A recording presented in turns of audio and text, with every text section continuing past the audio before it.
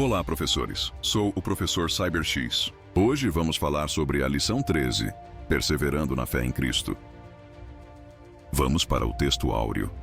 Diz assim: E temos, muito firme, a palavra dos profetas, a qual bem fazeis em estar atentos, como a uma luz que alumia em lugar escuro, até que o dia esclareça e a estrela da alva apareça em vosso coração. 2 Pedro capítulo 1, versículo 19. Este versículo, retirado da segunda carta de Pedro, 1:19, usa uma metáfora rica para descrever a importância da revelação profética. A palavra dos profetas representa as mensagens divinas transmitidas ao longo da história, as quais servem como orientação moral e espiritual. A expressão luz que alumia em lugar escuro sugere que as profecias oferecem clareza e direção em tempos de incerteza ou escuridão espiritual. A referência ao dia esclarecer e à estrela da alva, um símbolo de Cristo, alude à vinda de Cristo, que trará iluminação plena e entendimento para os fiéis. A carta enfatiza que os cristãos devem estar atentos a essa palavra, pois ela é fundamental para sua preparação para a revelação final. Verdade prática. A Bíblia Sagrada é o único instrumento moral e espiritual estabelecido por Deus para aferir a nossa conduta diante do Criador, da sociedade, da pátria e da família. A Bíblia é considerada pelos cristãos como o livro inspirado por Deus, que serve como um guia para a moral e a espiritualidade humana. Ela estabelece padrões de conduta para a maneira como as pessoas devem se comportar diante de Deus, na sociedade, no país onde vivem e dentro da sua própria família. A Bíblia não é vista apenas como um livro religioso, mas como uma regra de vida que influencia todos os aspectos da existência humana. Objetivos da lição. Primeiro tópico: mostrar que diante das heresias é preciso ter perseverança. Segundo tópico: enfatizar a necessidade de sempre aprender com a palavra de Deus. Terceiro tópico: considerar as Escrituras como o fundamento da vida cristã. Introdução. As religiões mundiais e os movimentos dissidentes delas possuem diversos escritos sagrados. Este trecho destaca que, além da Bíblia, várias religiões ao redor do mundo, bem como movimentos dissidentes dessas religiões, possuem seus próprios textos sagrados. Esses escritos são considerados fundamentais para a orientação espiritual e moral de seus seguidores, refletindo a diversidade de crenças e práticas no cenário religioso global. O comentarista visa esclarecer que a diversidade de religiões e movimentos dissidentes leva à existência de uma variedade de escritos sagrados, cada um com seu papel de guiar os adeptos de acordo com os princípios específicos de cada fé.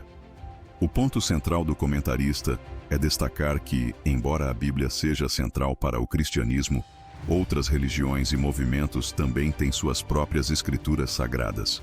Agora, resuma para o aluno. Cada religião e movimento tem seus próprios escritos sagrados que guiam seus seguidores. A Bíblia é central para o cristianismo, mas outras crenças também possuem suas escrituras. No cristianismo, a fonte de autoridade é a Bíblia Sagrada. Ela serve como guia para a fé e a prática cristã, sendo considerada a palavra inspirada por Deus. Os cristãos acreditam que, por meio das Escrituras, Deus revela sua vontade, seus mandamentos e a salvação através de Jesus Cristo. A Bíblia é vista como o alicerce para a vida espiritual e moral dos fiéis, oferecendo orientações claras para a conduta pessoal e a vida em comunidade. O comentarista busca destacar que, para os cristãos, a Bíblia não é apenas um livro religioso, mas a autoridade final em todas as questões relacionadas à fé e à moral. O ponto central do comentarista é afirmar que a Bíblia é o padrão pelo qual todas as doutrinas e práticas cristãs devem ser avaliadas. Agora, resuma para o aluno.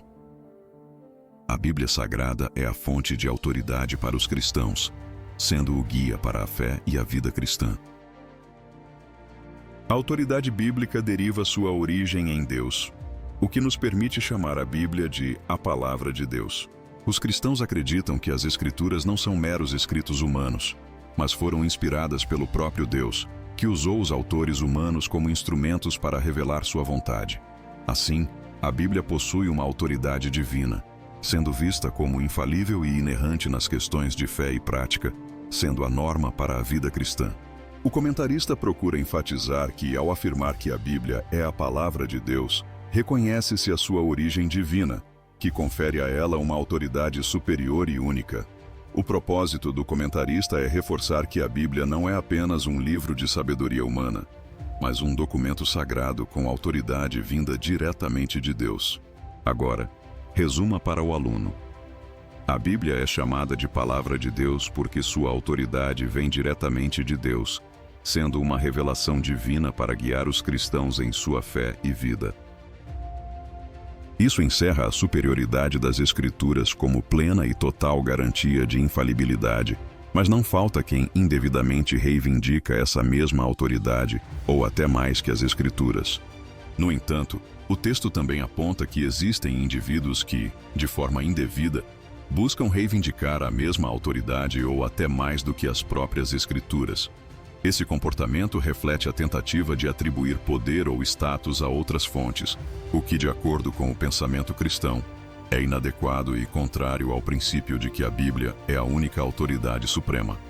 O comentarista visa esclarecer que, embora as Escrituras sejam vistas como a fonte final de autoridade para os cristãos, existem pessoas que tentam usurpar essa autoridade, colocando outros escritos ou doutrinas em um nível de igualdade ou superioridade. O ponto central do comentarista é enfatizar que, na tradição cristã, a autoridade das Escrituras é única e inquestionável, não devendo ser substituída por outras fontes. Agora resuma para o aluno. A Bíblia é a autoridade máxima para os cristãos, e ninguém deve tentar colocá-la em segundo plano ou buscar mais autoridade do que ela. Vamos para o primeiro tópico. Diante das heresias, é preciso perseverança. Tópico 1. Os falsos mestres. Subtópico 1.1. As duas epístolas a Timóteo, classificadas com justiça como epístolas pastorais, juntamente com a epístola a Tito, destacam-se também pelo seu caráter apologético. Além disso, essas cartas têm um forte caráter apologético, ou seja, visam defender e explicar a fé cristã, abordando questões doutrinárias e práticas que se opõem a heresias e distorções da verdade. O comentarista visa esclarecer que as epístolas pastorais, além de seu foco pastoral, também têm uma função de defender a fé cristã contra as falsas doutrinas que estavam surgindo na época. O ponto central do comentarista é destacar que a defesa da verdade e o cuidado pastoral andam lado a lado nessas cartas. Uma maneira simples do aluno entender isso seria: as cartas a Timóteo e Tito, chamadas de epístolas pastorais, ajudam a ensinar e defender a verdadeira fé cristã, combatendo falsos ensinamentos. São refutações às heresias contra as fábulas ou as genealogias intermináveis. 1 Timóteo 1:4, 4:7, Tito 3:9, e a expressão falsamente chamada ciência, 1 Timóteo capítulo 6, versículo 20, sem dúvida, é um combate ao pensamento gnóstico que começou a surgir e chegou ao ápice no século II. Vamos para a referência. Diz assim, 1 Timóteo 6:20, Ó Timóteo, guarda o depósito que te foi confiado, tendo horror aos clamores vãos e profanos e às oposições da falsamente chamada ciência. O professor precisa entender que o gnosticismo, que começou a surgir durante a época de Paulo e ganhou grande influência no século II, distorcendo ensinamentos cristãos e propondo uma visão de conhecimento esotérico como superior à revelação divina. O comentarista visa esclarecer que as heresias mencionadas nas epístolas, como as fábulas e genealogias intermináveis, eram associadas a ensinamentos que desviavam os cristãos da verdade. O ponto central do comentarista é ressaltar que o apóstolo Paulo combate diretamente as ideias gnósticas, que rejeitavam a autoridade das Escrituras e distorciam a verdade do Evangelho. Uma maneira simples do aluno entender isso seria: as cartas de Paulo combatem ideias erradas, como as fábulas e a falsamente chamada ciência, que surgiram no início da era cristã, e ele alerta contra as falsas doutrinas que afastam as pessoas da verdadeira fé. Irineu de Leão, 135-204, combateu o tal sistema em sua obra Contra as Heresias. Irineu foi um dos grandes defensores da ortodoxia cristã, combatendo as heresias, como o gnosticismo, em sua obra Contra as Heresias. Irineu não apenas refutou os ensinos gnósticos, mas também sistematizou a doutrina cristã, destacando a importância da tradição apostólica e da verdadeira interpretação das Escrituras. O comentarista procura enfatizar que Irineu, em sua obra, foi um dos primeiros a combater as heresias gnósticas de maneira sistemática, defendendo a fé cristã contra distorções doutrinárias.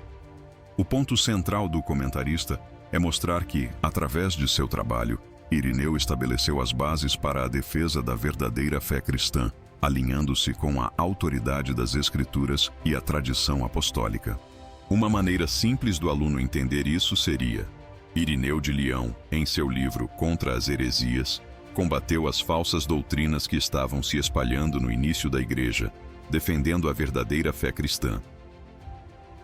O apóstolo Paulo está combatendo dois principais grupos heréticos em sua geração. No primeiro grupo são os gnósticos de sua geração, como combateu as heresias judaicas.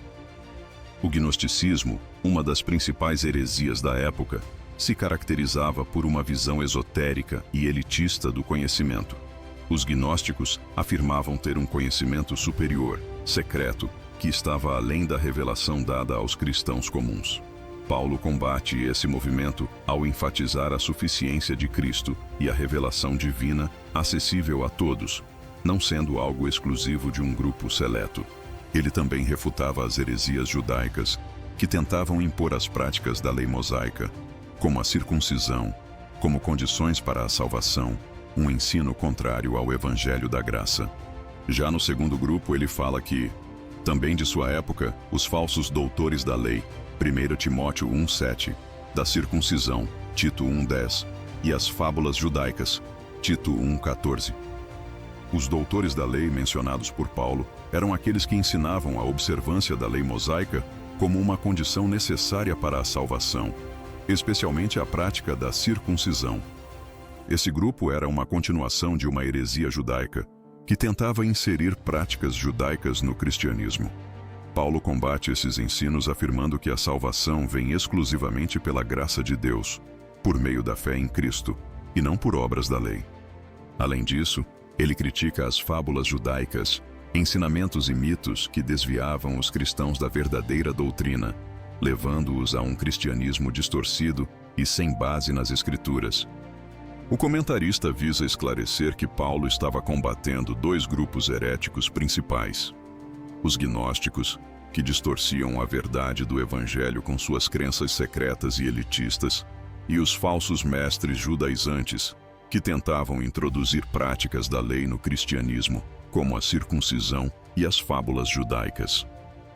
Paulo, portanto, se coloca contra qualquer ensinamento que desvirtue o evangelho da graça, seja por meio do gnosticismo ou do legalismo judaico. Uma forma do aluno entender melhor isso seria: Paulo estava combatendo dois tipos de heresias. Uma dos gnósticos, que distorciam o evangelho com um conhecimento secreto, e outra dos falsos mestres, que queriam impor regras do Antigo Testamento, como a circuncisão, aos cristãos. Vamos para o próximo subtópico. A experiência apostólica, versículo 10 e 11, subtópico 1.2. O apóstolo elogia a perseverança de Timóteo na fé e na doutrina em tempos tão difíceis, versículo 10. Isso é significativo, pois a perseverança na fé era essencial para a sobrevivência da igreja primitiva, que enfrentava grandes desafios, como perseguições e heresias. Timóteo, como discípulo e líder, se manteve firme nas convicções cristãs e nas doutrinas que aprendeu de Paulo. Paulo o elogia por sua fidelidade, demonstrando que a perseverança na fé não apenas fortalece o indivíduo, mas também a igreja como um todo. O comentarista visa esclarecer que Paulo destaca a fidelidade de Timóteo, que mesmo em tempos de grandes adversidades, manteve-se firme na fé e na doutrina. Essa perseverança era essencial para que ele pudesse continuar como líder na igreja e exemplo para os demais cristãos. Uma forma do aluno entender melhor isso seria: Paulo elogia Timóteo por continuar firme na fé, mesmo diante das dificuldades. Isso mostra como a perseverança na fé é importante para enfrentar os desafios que surgem na vida cristã. As perseguições são uma referência à experiência da primeira viagem missionária, juntamente com Barnabé. Atos capítulo 13, versículo 8 ao 12 e 50, 14, 5 ao 7 e 19. Vamos para a referência em destaque. Por ser uma referência grande, eu vou expor somente Atos capítulo 13, versículo 9 ao 11. Diz assim. Versículo 9. Todavia, Saulo, que também se chama Paulo, cheio do Espírito Santo e fixando os olhos nele, disse. Versículo 10.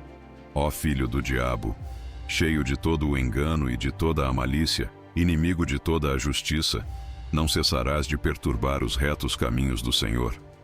Versículo 11. Eis aí, pois, agora, contra ti a mão do Senhor, e ficarás cego, sem ver o sol por algum tempo.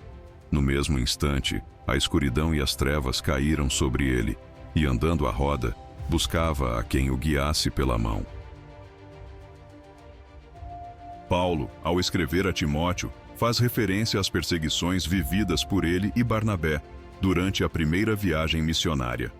Esses momentos de sofrimento são descritos nas passagens de Atos, especialmente quando ambos enfrentaram resistência por parte dos judeus e autoridades locais.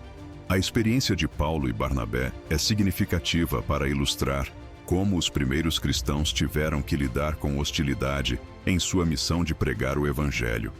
Mesmo assim, a perseverança deles nas adversidades fortaleceu a igreja primitiva e serviu de exemplo para outros cristãos. O comentarista visa esclarecer que as perseguições mencionadas por Paulo são reais e ocorreram durante a primeira viagem missionária de Paulo e Barnabé. Essas experiências de sofrimento e resistência são fundamentais para entender a força da fé que Paulo exorta Timóteo a manter, mesmo diante de dificuldades. Uma forma do aluno entender melhor isso seria: Paulo e Barnabé enfrentaram muitas perseguições na sua primeira viagem missionária, mas mesmo assim, continuaram firmes em sua missão de espalhar o Evangelho, mostrando como a perseverança é importante nas dificuldades. É verdade que Timóteo se integrou à comitiva de Paulo em Listra na sua segunda viagem missionária. Atos capítulo 16, versículo 1 ao 3. Vamos para a referência em destaque. Diz assim, versículo 1. E chegou a Derbe e Listra. E eis que estava ali um certo discípulo por nome Timóteo, filho de uma judia que era crente, mas de pai grego. Versículo 2. Do qual davam bom testemunho os irmãos que estavam em Listra e em Icônio. Versículo 3. Paulo quis que este fosse com ele e, tomando-o, o circuncidou por causa dos judeus que estavam naqueles lugares, porque todos sabiam que seu pai era grego. Ao chegar em Listra, Paulo encontrou Timóteo, um jovem cristão bem recomendado pela igreja local. Timóteo se tornou um discípulo de Paulo e se integrou à comitiva missionária para continuar o trabalho de pregação do Evangelho. A decisão de Paulo de levar Timóteo com ele foi significativa, pois indicava a confiança de Paulo na maturidade espiritual e no potencial de liderança de Timóteo. Esse momento é importante porque marca o início da parceria entre Paulo e Timóteo, que seria crucial para o ministério cristão nas gerações seguintes. O comentarista visa esclarecer que Timóteo, ao se juntar à comitiva de Paulo, se tornou um discípulo fiel e um colaborador importante no trabalho missionário. Sua integração à equipe foi um passo fundamental para sua formação como líder e pregador do Evangelho. Uma forma do aluno entender melhor isso seria: Timóteo se juntou a Paulo em sua segunda viagem missionária e começou a trabalhar com ele, ajudando a espalhar a mensagem de Cristo por várias cidades. Isso mostrou como Timóteo se tornou um líder importante na igreja. Isso aconteceu depois dessas perseguições, e Timóteo, nessa época, ainda não fazia parte da comitiva paulina. Contudo, deve ter sido testemunha ocular de algumas dessas perseguições, pois vivia na região e a sua mãe era crente, sem dúvida membro da igreja. No entanto, como Timóteo morava em Listra e sua mãe era cristã, ele provavelmente foi uma testemunha ocular de algumas das dificuldades enfrentadas pelos missionários. Isso contribui para a formação espiritual de Timóteo. pois ele pôde observar a fidelidade e a perseverança dos cristãos diante das adversidades. A experiência de Timóteo como testemunha de tais perseguições certamente o preparou para os desafios que enfrentaria mais tarde como líder e colaborador de Paulo. O comentarista visa esclarecer que, embora Timóteo não estivesse oficialmente com Paulo durante essas perseguições, ele estava imerso no contexto das dificuldades enfrentadas pelos cristãos, o que o preparou espiritualmente para o papel que desempenharia posteriormente na igreja. Uma forma do aluno entender melhor isso seria: Timóteo, embora não estivesse ainda com Paulo, viveu de perto as perseguições e aprendeu com elas, o que o preparou para se tornar um líder firme na fé. Vamos para o próximo subtópico. Entendendo o querer. Versículo 12. Subtópico 1.3. O verbo querer em todos os que piamente querem viver em Cristo Jesus padecerão perseguições é mais que um simples desejo, mas uma resolução, ou seja, um propósito de coração, é uma vida com propósito. Paulo utiliza o verbo querer para expressar uma decisão firme e resoluta de viver para Cristo, mesmo sabendo das perseguições que isso acarretaria. Essa resolução reflete um compromisso profundo em que o cristão escolhe viver de acordo com os princípios de Cristo, independentemente das dificuldades. O apóstolo quer deixar claro que seguir a Cristo exige um compromisso genuíno, uma vida com propósito, que inevitavelmente enfrentará desafios e perseguições, mas que também traz grande recompensa espiritual. O comentarista visa esclarecer que o querer aqui não é apenas um desejo superficial, mas uma escolha intencional e resoluta de viver conforme a vontade de Deus, sabendo que isso envolverá sacrifícios e perseguições. O ponto central do comentarista é mostrar que a verdadeira vida cristã exige um compromisso com um propósito, não apenas um desejo passageiro. Uma forma do aluno entender melhor isso seria: o querer de que Paulo fala é mais do que um simples desejo. É uma escolha firme de viver para Cristo, mesmo que isso traga dificuldades e perseguições. Sofrer pela causa do Evangelho é motivo para glorificar a Deus, porque sobre vós repousa o Espírito da glória de Deus. 1 Pedro 4,14.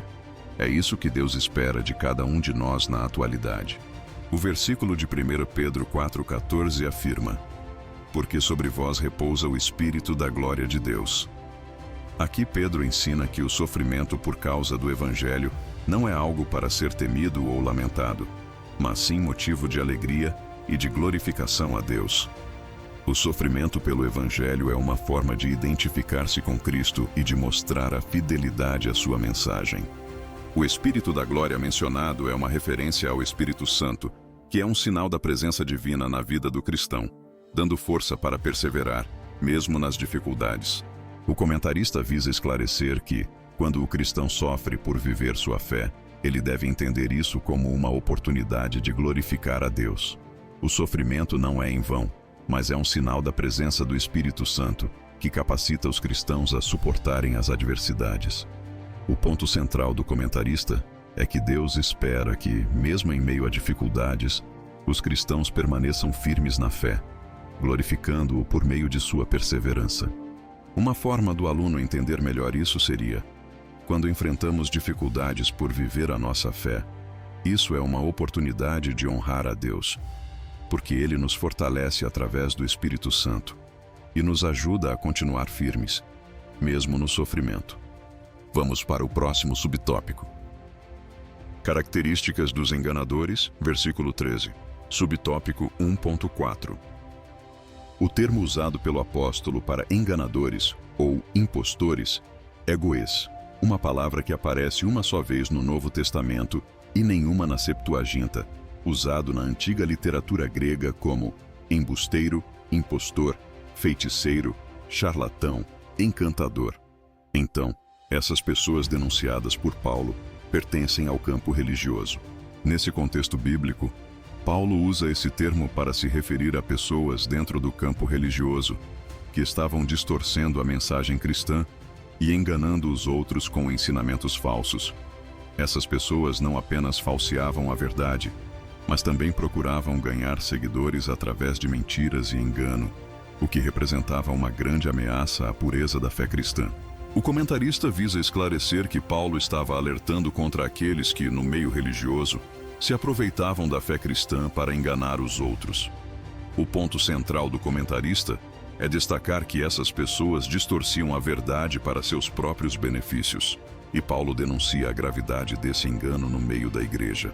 Uma forma do aluno entender melhor isso seria: Paulo está alertando contra pessoas no campo religioso que tentam enganar os outros com mentiras, manipulando a fé para seus próprios interesses. Isso indica que o apóstolo está se referindo a ensinadores e doutrinadores de mentiras, a falsos mestres, em nada diferem dos falsos doutores. Nenhum deles teve futuro promissor, 2 Pedro capítulo 2, versículo 1 ao 3. Vamos para a referência. Diz assim, versículo 1: E também houve entre o povo falsos profetas, como entre vós haverá também falsos doutores, que introduzirão encobertamente heresias de perdição, e negarão o Senhor que os resgatou, trazendo sobre si mesmos repentina perdição. Versículo 2: E muitos seguirão as suas dissoluções, pelos quais será blasfemado o caminho da verdade. O apóstolo Pedro alerta contra falsos mestres que surgem no meio da igreja, trazendo heresias destruidoras e levando muitos à perdição. Esses mestres, como os que Paulo denuncia, distorcem a verdade e manipulam as escrituras para seus próprios interesses, enganando e explorando os fiéis. Pedro adverte que, embora esses falsos mestres possam ter um certo sucesso temporário, o destino deles é certo. Eles enfrentarão julgamento divino, pois Deus não tolera o engano dentro de seu povo. O versículo deixa claro que esses indivíduos não têm futuro promissor, pois suas práticas corruptas resultam em destruição. O comentarista visa esclarecer que, assim como Paulo, Pedro denuncia fortemente os falsos mestres, alertando que eles são uma ameaça grave à pureza do Evangelho. O ponto central do comentarista é destacar que, embora possam enganar as pessoas temporariamente, o fim desses falsos mestres é a destruição, pois Deus julgará suas ações. Uma forma do aluno entender melhor isso seria: falsos mestres podem enganar muitas pessoas, mas o destino deles será a destruição, pois Deus não permitirá que suas mentiras prevaleçam. Vamos para o próximo tópico. Aprendendo, sendo inteirado e sabendo. Tópico 2. De quem Timóteo aprendeu as sagradas letras? Versículo 14. Subtópico 2.1. O contexto em 2 Timóteo capítulo 3, versículo 10 ao 17, mostra que a fonte de autoridade do aprendizado de Timóteo são as sagradas letras, as escrituras sagradas, que são inspiradas por Deus. Paulo, ao escrever a Timóteo, enfatiza a importância das escrituras como a base do ensino cristão. As sagradas letras se referem à Bíblia, que Paulo declara ser inspirada por Deus, ou seja, Deus mesmo inspirou os autores das Escrituras para que elas fossem um guia infalível para a fé e a prática cristã. Esse trecho sublinha que, para Timóteo e para todos os cristãos, as Escrituras são a autoridade final, e é nelas que se encontra o verdadeiro conhecimento para a salvação e para a vida piedosa. A inspiração divina das Escrituras garante que elas sejam úteis para ensinar, corrigir, instruir e preparar os cristãos para boas obras.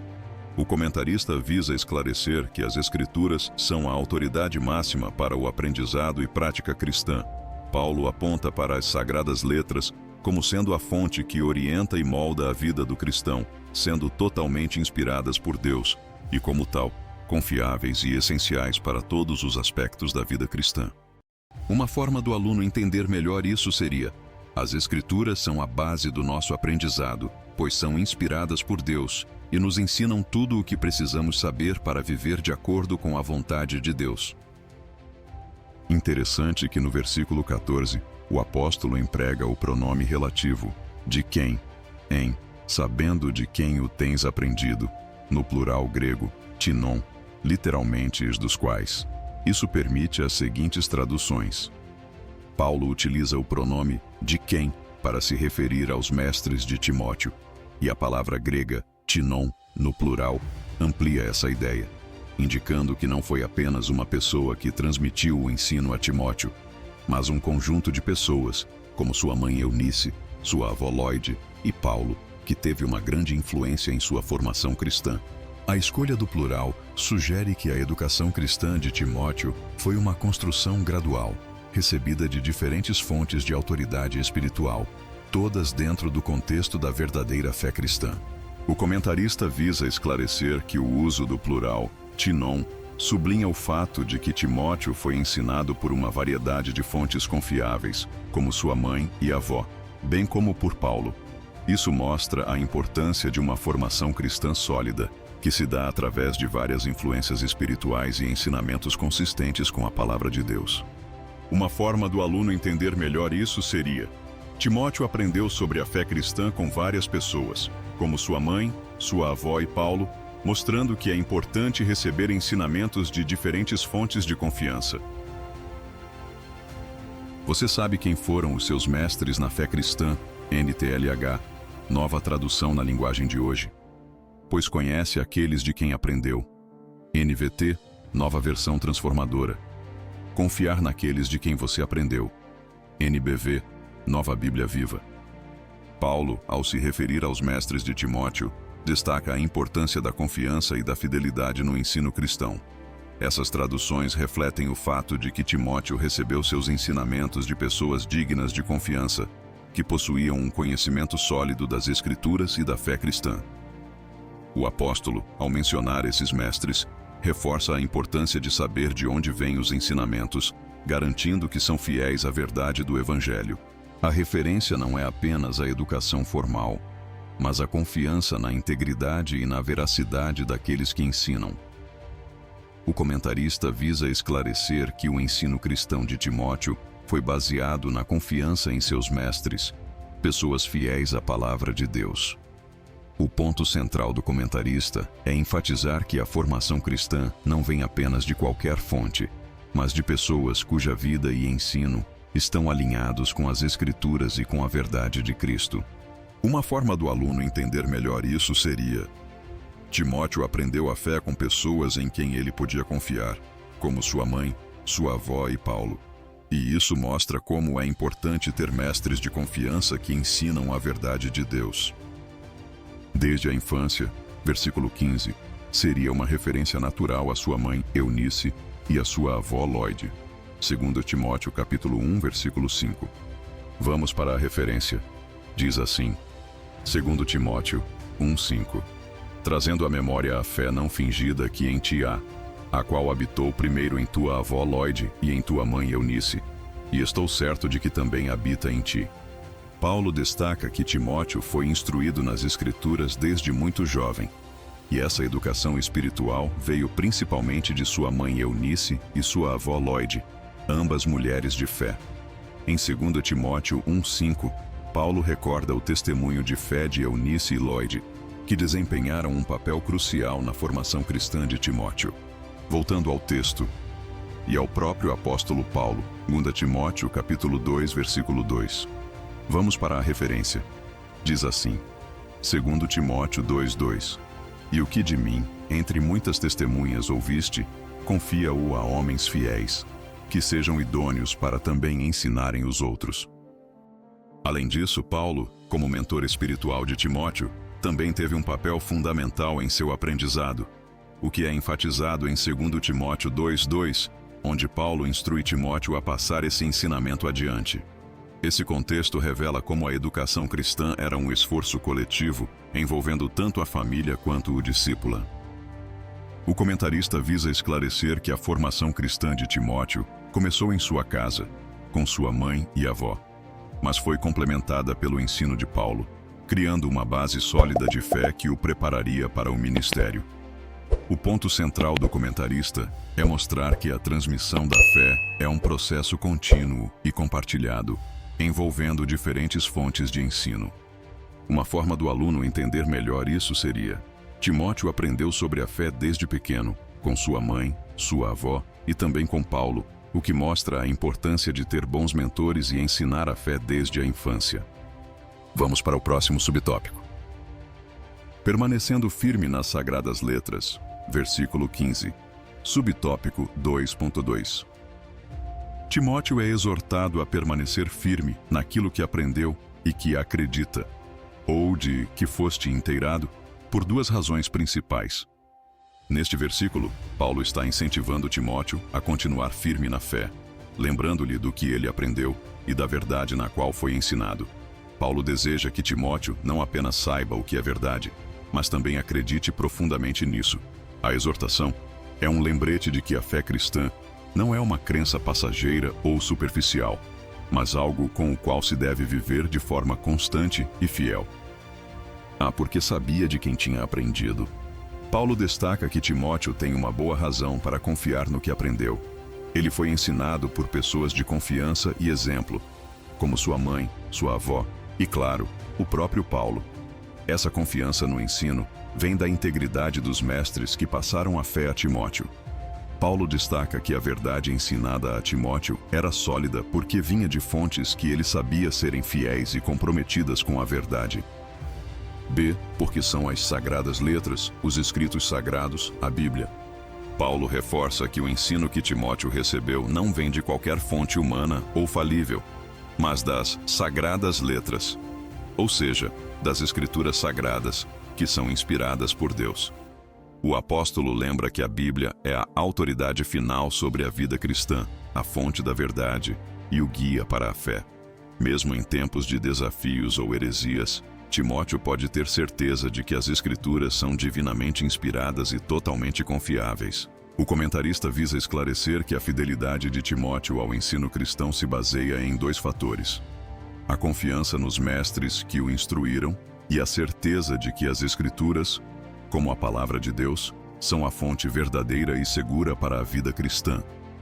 O ponto central do comentarista é enfatizar a importância de uma base sólida de ensino e de uma constante confiança nas Escrituras como autoridade final. Uma forma do aluno entender melhor isso seria: Timóteo deve continuar firme naquilo que aprendeu porque confiava nas pessoas que o ensinaram e porque as Escrituras são a fonte da verdade, dada por Deus.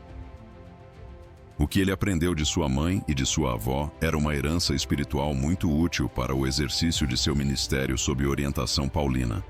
Paulo destaca que o aprendizado de Timóteo não se limitou apenas à instrução formal recebida durante seu discipulado com Paulo, mas que ele também foi fortemente influenciado pela fé cristã que lhe foi passada desde a infância por sua mãe Eunice e sua avó Lloyd. Essa herança espiritual refere-se ao conhecimento e à vivência da fé cristã que Timóteo recebeu em casa, que foi essencial para sua formação como líder e para o exercício de seu ministério. A base sólida de fé, cultivada desde cedo, seria muito útil para enfrentar os desafios ministeriais que Timóteo enfrentaria ao lado de Paulo. O comentarista visa esclarecer que a herança espiritual de Timóteo, transmitida por sua mãe e avó, foi fundamental para o seu ministério. A formação que ele recebeu desde pequeno ajudou a moldar sua fé e preparo para servir ao Senhor. Mesmo sob a orientação de Paulo, a educação cristã que Timóteo recebeu em sua casa foi crucial para sua fidelidade ao Evangelho e sua eficácia no ministério. Uma forma do aluno entender melhor isso seria: o que Timóteo aprendeu com sua mãe e avó foi muito importante para que ele fosse preparado para seu ministério com Paulo, mostrando que aprender a fé desde pequeno é essencial para seguir com firmeza no trabalho cristão. Aprendemos com isso a importância da educação nos caminhos do Senhor desde a infância no lar. Deuteronômio 6:4-8, Provérbio capítulo 22, versículo 6. Vamos para a referência. Diz assim, Provérbio 22:6. Instrui o menino no caminho em que deve andar, e até quando envelhecer, não se desviará dele. Paulo destaca como a formação espiritual que Timóteo recebeu de sua mãe e avó foi essencial para sua vida e ministério. Isso nos ensina a importância de educar as crianças nos caminhos do Senhor desde a infância, dentro de casa. Em Deuteronômio 6:4-8, a instrução divina é clara. Os pais devem ensinar seus filhos constantemente sobre os mandamentos de Deus, falando delas quando se sentarem em casa, quando andarem pelo caminho, quando se deitarem e quando se levantarem. O ensino cristão começa no lar, com os pais sendo os primeiros a guiar seus filhos na fé. O versículo de Provérbios 22:6 também reforça essa ideia, afirmando: ensina a criança no caminho em que deve andar, e até quando envelhecer não se desviará dele. A educação cristã começa em casa e tem um impacto duradouro na vida espiritual das crianças. O comentarista visa esclarecer que a educação no lar, nos princípios de Deus, é fundamental para formar uma base sólida de fé nas crianças. Timóteo é um exemplo claro de como a instrução religiosa no lar, especialmente por sua mãe e avó, preparou-o para ser um líder eficaz na igreja. O ponto central do comentarista é destacar a responsabilidade dos pais em educar seus filhos na fé, para que cresçam firmes no caminho do Senhor. Uma forma do aluno entender melhor isso seria: ensinar as crianças sobre Deus desde cedo, dentro de casa, é essencial para que elas cresçam na fé e possam servir a Deus com firmeza, como Timóteo foi ensinado por sua mãe e avó. O ensino cristão deve começar em casa, no lar. Deuteronômio capítulo 6, versículos 6 ao 9. A igreja, por meio da escola bíblica dominical, apoia e complementa essa formação. Esse princípio vale para os nossos dias. Vamos para a referência. Diz assim, Deuteronômio 6, 6. E estas palavras que hoje te ordeno estarão no teu coração. Deuteronômio 6, 7. E as intimarás a teus filhos, e delas falarás assentado em tua casa, e andando pelo caminho, e deitando-te e levantando-te. O ensino cristão é fundamentalmente baseado na formação que começa dentro do lar, como vemos em Deuteronômio 6, 6, 9, onde Deus ordena aos pais que ensinem seus mandamentos a seus filhos de maneira contínua. Isso significa que a responsabilidade de educar as crianças na fé é primeiramente dos pais, que devem compartilhar os ensinamentos de Deus com elas em todas as situações cotidianas. A escola bíblica dominical da igreja complementa esse ensino, oferecendo um ambiente onde as crianças, adolescentes e adultos podem crescer no conhecimento de Deus. A colaboração entre a educação no lar e a igreja fortalece a fé da criança e a prepara para viver a vida cristã em plenitude. Esse princípio continua sendo essencial hoje, com a necessidade de uma parceria entre a casa e a igreja na formação espiritual das novas gerações. O comentarista visa esclarecer que, enquanto a educação cristã começa em casa, a igreja tem um papel crucial de apoio. A escola bíblica dominical oferece uma formação complementar que reforça o que é ensinado no lar. O ponto central do comentarista é mostrar que a educação cristã deve ser uma parceria entre o lar e a igreja, que juntos formam uma base sólida de fé nas crianças e jovens, preparando-os para uma vida cristã autêntica. Uma forma do aluno entender melhor isso seria: ensinar as crianças sobre Deus começa em casa, com os pais, mas a igreja também tem um papel importante em ajudar com essa formação, como na escola bíblica dominical. Juntos, lar e igreja ajudam as crianças a crescer na fé. Vamos para o próximo subtópico. A Bíblia é divinamente inspirada, subtópico 2.3. Está escrito que toda a Escritura é inspirada por Deus. Versículo 16, Nova Almeida atualizada. Neste versículo de 2 Timóteo 3,16, Paulo afirma que toda a Escritura é inspirada por Deus. Isso significa que as Escrituras não são fruto da sabedoria humana, mas sim da revelação divina. A palavra inspirada vem do termo grego theopneustos, que significa soprada por Deus, indicando que Deus é a fonte última das Escrituras. Essa inspiração não se limita apenas a uma parte da Bíblia, mas abrange toda ela, tornando-a a autoridade final em questões de fé e prática. O apóstolo Paulo destaca que as Escrituras são úteis para ensinar, corrigir, repreender e instruir, cumprindo uma função completa na vida cristã. A ideia central aqui é que a Bíblia é divina em sua origem, perfeitamente confiável e relevante para a vida de todos os cristãos. O comentarista visa esclarecer que, quando Paulo afirma que toda a Escritura é inspirada por Deus, ele está enfatizando que as Escrituras possuem autoridade divina, sendo confiáveis e úteis para a vida cristã. O ponto central do comentarista é destacar que a Bíblia é a única fonte definitiva de verdade para o cristão, pois foi Deus quem a inspirou, garantindo sua veracidade e aplicabilidade. Uma forma do aluno entender melhor isso seria: quando Paulo diz que toda a Escritura é inspirada por Deus, Ele está dizendo que a Bíblia vem de Deus e é totalmente confiável, sendo a fonte de tudo o que precisamos saber para viver a vida cristã. O termo grego theopneustos, inspirada por Deus, divinamente inspirada, vem das palavras theos, Deus, e pneu, respirar, soprar. A palavra theopneustos é crucial para entender a origem da Bíblia. Ela significa soprada por Deus, o que implica que, enquanto os autores humanos escreveram, foi Deus quem os guiou, garantindo que sua palavra fosse fielmente transmitida.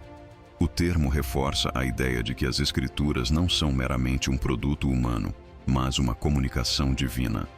Um exemplo prático. Imagine um autor que escreve um livro, mas a história é inspirada por uma ideia externa.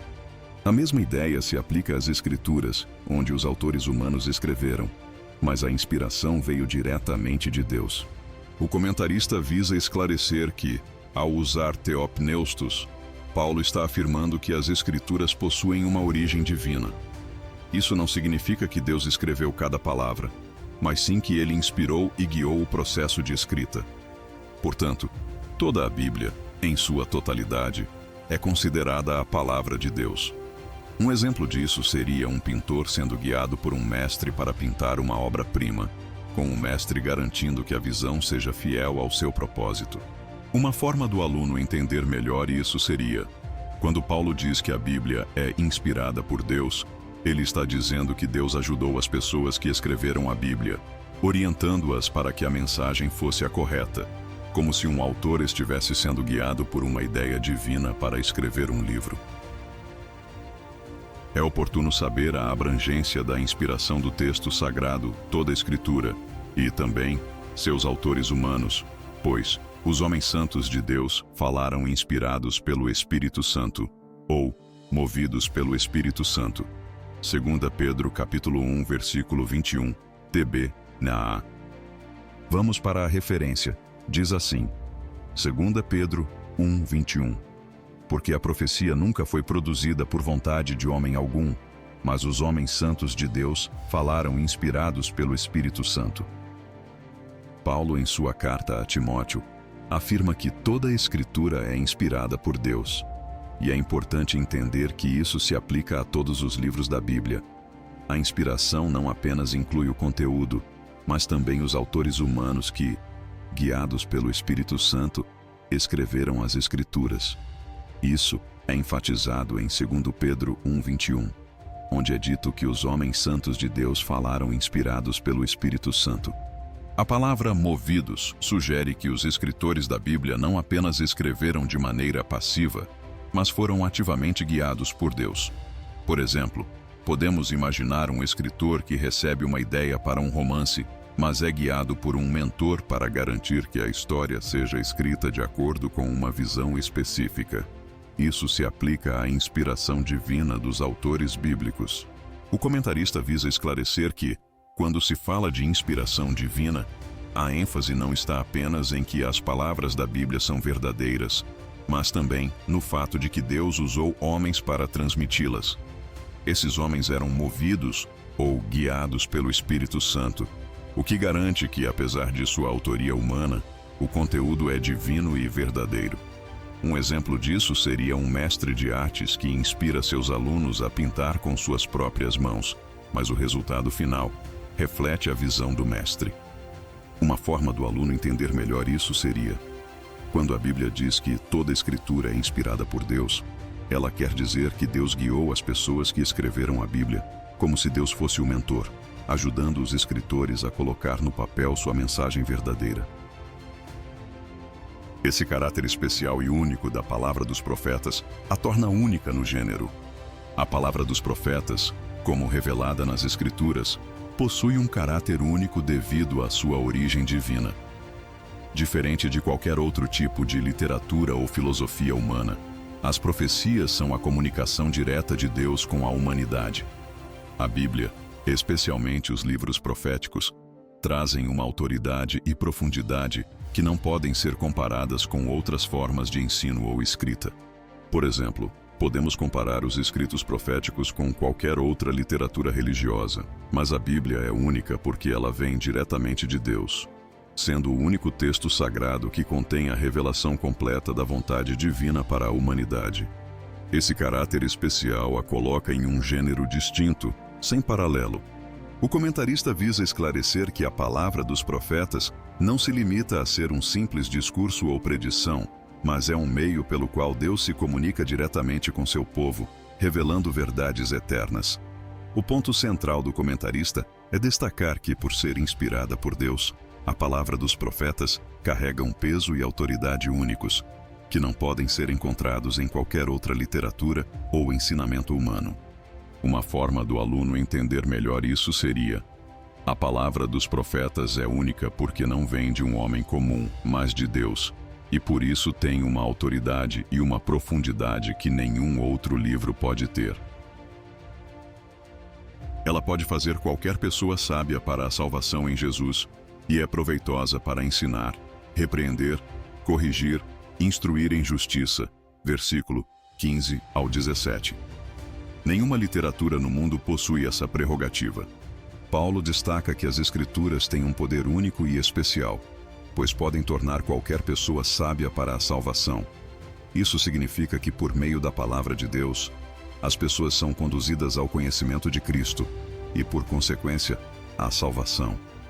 Além disso, as Escrituras são úteis para ensinar a verdade, corrigir comportamentos errados e instruir em justiça. Nenhuma outra literatura ou filosofia humana pode oferecer esse poder transformador de maneira tão clara e eficaz. Por exemplo, podemos estudar muitas outras fontes de conhecimento, mas apenas a Bíblia tem o poder de trazer sabedoria espiritual que leva à salvação eterna, algo que nenhuma outra literatura pode proporcionar. O comentarista visa esclarecer que as Escrituras são diferentes de qualquer outro tipo de literatura, pois não só oferecem sabedoria prática, mas também revelam o caminho para a salvação em Jesus. O ponto central do comentarista é mostrar que a Bíblia tem uma função única, orientando tanto na vida prática quanto espiritualmente, guiando as pessoas em justiça e corrigindo suas falhas, algo que nenhuma outra obra literária pode fazer de forma eficaz. Uma forma do aluno entender melhor isso seria: a Bíblia é única porque, além de nos ensinar o que é certo, ela nos mostra o caminho para a salvação em Jesus, algo que nenhum outro livro pode fazer. Ela nos ajuda a viver de maneira justa e a corrigir nossos erros. Vamos para o próximo tópico. Tendo as Escrituras como o fundamento. Tópico 3. A autoridade apostólica. Subtópico 3.1. A Igreja se submete inquestionavelmente à autoridade dos apóstolos do Novo Testamento. Sabemos que essa é a vontade de Deus. Paulo e os outros apóstolos desempenham um papel central na formação e na doutrina da Igreja. A Igreja primitiva se submetia à autoridade dos apóstolos, pois eles eram os escolhidos por Cristo para transmitir a revelação divina e a verdade do Evangelho. O Novo Testamento, que é fruto do ensinamento dos apóstolos, contém as bases doutrinárias da fé cristã e serve como regra de fé para a Igreja. A submissão à autoridade dos apóstolos é, portanto, a submissão à vontade de Deus, já que foi Ele quem os escolheu para essa tarefa. Essa autoridade apostólica garante que a Igreja siga os ensinamentos autênticos de Cristo e preserve a verdade ao longo dos tempos. O comentarista visa esclarecer que a autoridade dos apóstolos não é apenas humana, mas divina, pois os apóstolos foram escolhidos por Cristo para ensinar e guiar a Igreja. O ponto central do comentarista é que, ao submeter-se à autoridade dos apóstolos, a Igreja está na realidade se submetendo à vontade de Deus, que estabeleceu essa autoridade para garantir que a Igreja permanecesse fiel aos ensinamentos de Cristo. Uma forma do aluno entender melhor isso seria: a Igreja segue os ensinamentos dos apóstolos, porque eles foram escolhidos por Jesus para nos ensinar a verdadeira palavra de Deus. Isso é algo que Deus queria, para que a Igreja fosse fiel aos seus ensinamentos. Se os evangelhos de Mateus e Lucas, ou pelo menos um deles, são colocados no mesmo nível do Antigo Testamento, 1 Timóteo 5,18, Deuteronômio 25,4, Mateus 10,10, Lucas 10,7, e da mesma forma as epístolas paulinas, 2 Pedro 3,15 e 16, Isso é uma forma de reconhecer definitivamente o Novo Testamento como escritura inspirada. Paulo, em 1 Timóteo 5,18, cita uma passagem do Evangelho de Lucas, equiparando-a com a escritura do Antigo Testamento. Essa prática mostra que os escritos do Novo Testamento, como os Evangelhos e as Epístolas Paulinas, são considerados de igual autoridade e inspiração divina que as Escrituras do Antigo Testamento. Em 2 Pedro 3:15 e 16, Pedro também reconhece as Epístolas de Paulo como escritura inspirada, o que confirma a autoridade divina do Novo Testamento. Esse reconhecimento demonstra que, desde os tempos apostólicos, a Igreja já via os escritos do Novo Testamento como parte da revelação divina dada por Deus à humanidade. O comentarista visa esclarecer que, ao equiparar os Evangelhos e as Epístolas Paulinas com o Antigo Testamento, a Igreja primitiva reconhecia a inspiração divina do Novo Testamento.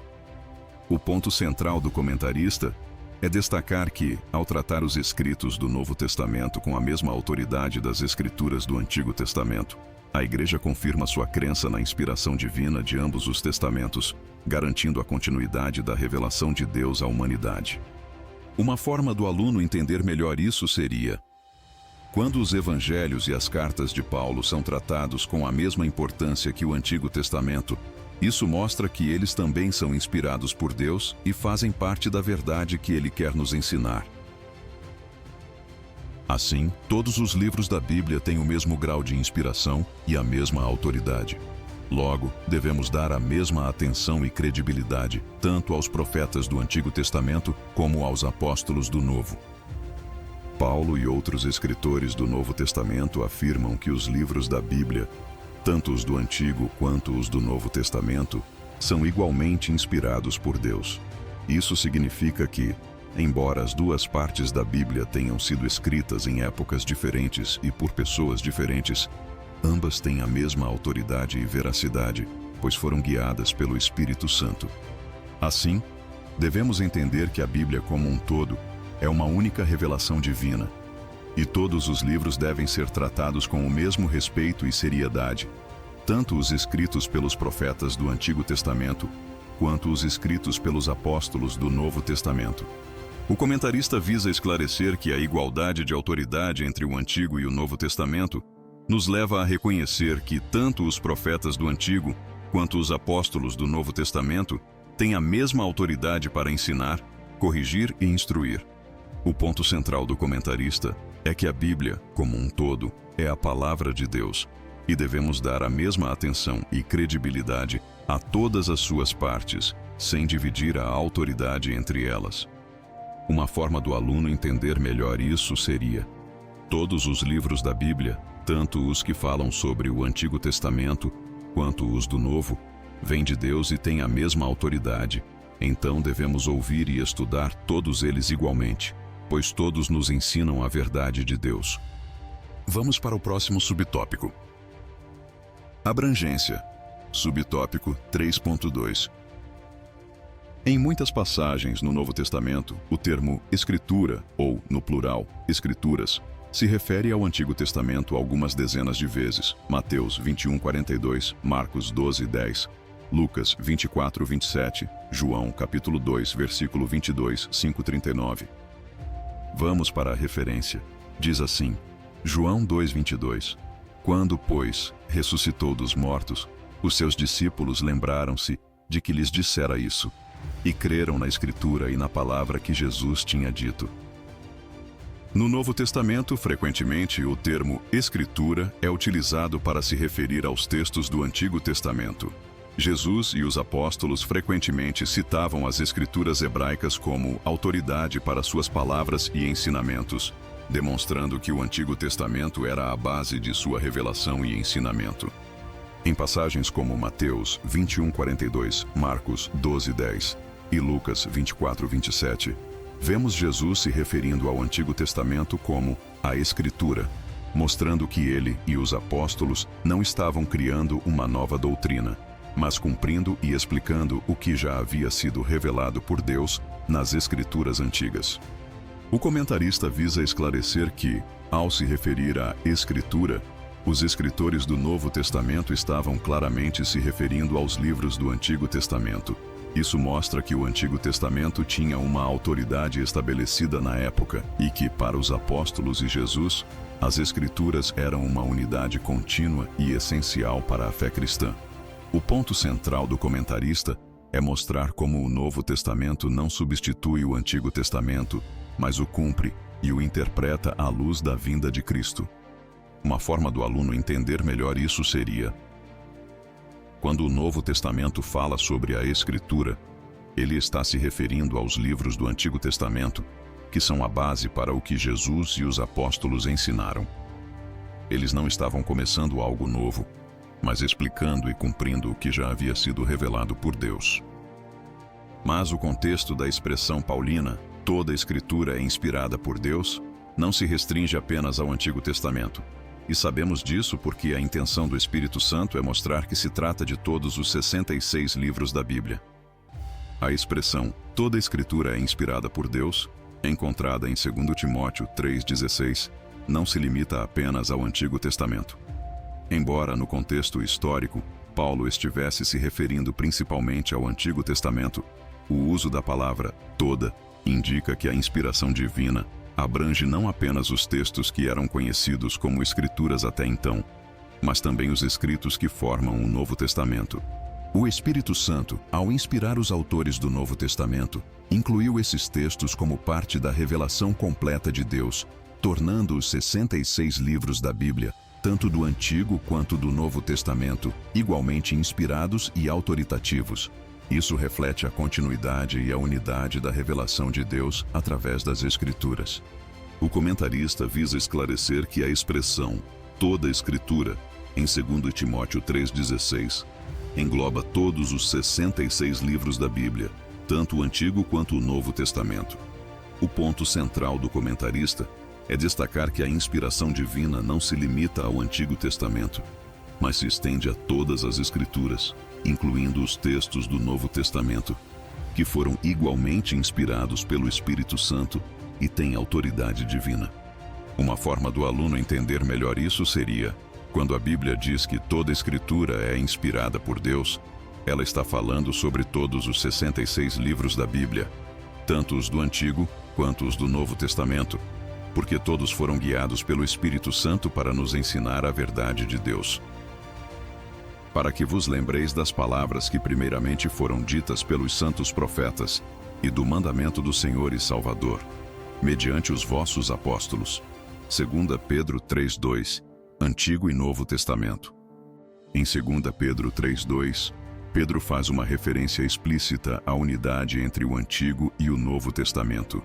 Ele fala sobre as palavras que primeiramente foram ditas pelos santos profetas, referindo-se ao Antigo Testamento, e também menciona o mandamento do Senhor e Salvador mediante os vossos apóstolos, referindo-se aos ensinamentos dados pelos apóstolos no Novo Testamento. Isso mostra que a revelação de Deus é contínua e que tanto os profetas do Antigo Testamento quanto os apóstolos do Novo Testamento têm a mesma autoridade divina.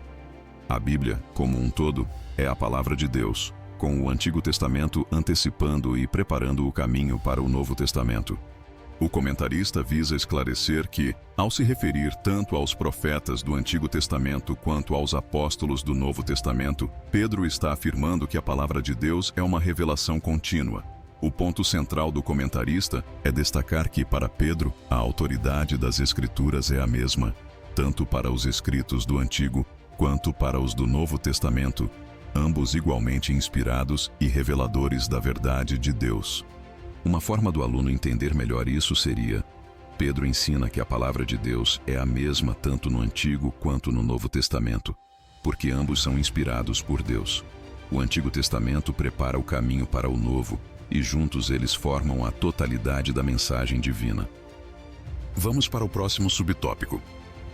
O Manual de Deus, versículo 16, parte B, e versículo 17.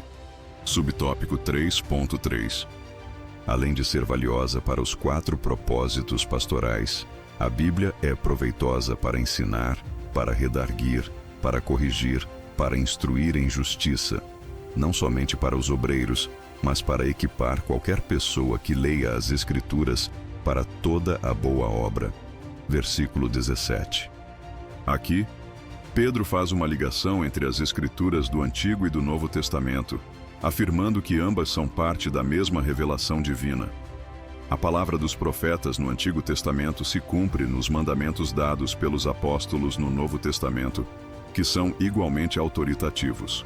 A Igreja, desde o início, reconheceu essa unidade de revelação, afirmando que o Antigo Testamento prepara o caminho para o Novo.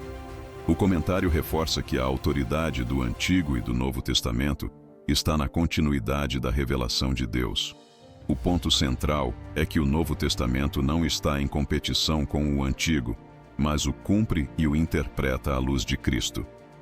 Uma forma do aluno entender melhor isso seria: Pedro mostra que a Bíblia inteira é uma revelação de Deus, e o Novo Testamento não vem para substituir o Antigo, mas para mostrar como ele se cumpre em Jesus. Estaríamos à deriva no mundo sem essas palavras, pois elas nos levam à luz de Cristo. Salmos capítulo 119, número 105.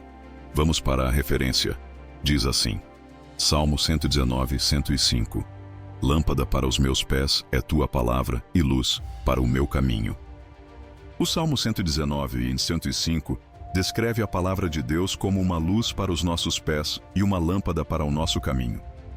Isso implica que, sem a direção divina dada através das Escrituras, estaríamos perdidos, sem saber como viver de acordo com a vontade de Deus. A palavra de Deus, ao iluminar nossas vidas, nos conduz à verdade, à justiça e, principalmente, a Cristo, que é a verdadeira luz do mundo. Sem as Escrituras, a humanidade estaria à deriva, sem um norte espiritual e moral. Essa metáfora da luz é usada para destacar a importância da Bíblia como guia e fonte de sabedoria. O comentarista visa esclarecer que, ao afirmar que estaríamos à deriva, o salmista está mostrando que a palavra de Deus é fundamental para a nossa orientação no mundo. O ponto central do comentarista é mostrar que as Escrituras, como luz, não apenas revelam o caminho certo, mas conduzem o cristão diretamente à fé em Cristo, iluminando a vida espiritual e moral de cada um. Uma forma do aluno entender melhor isso seria: a Bíblia é como uma luz que nos guia, mostrando o caminho certo a seguir. Sem ela, estaríamos perdidos, sem saber como viver de maneira que agrada a Deus. Vamos para a conclusão. A Bíblia é um guia seguro para toda a humanidade, e não somente para a Igreja. Ela é a única revelação de Deus escrita para o ser humano e a fonte de autoridade espiritual para aferir a nossa conduta diante de Deus, da sociedade e da família. Trata-se de uma orientação segura para a vida humana, a nação de Israel e a Igreja, bem como as exortações para o mundo, incluindo o aspecto político, social e religioso das nações.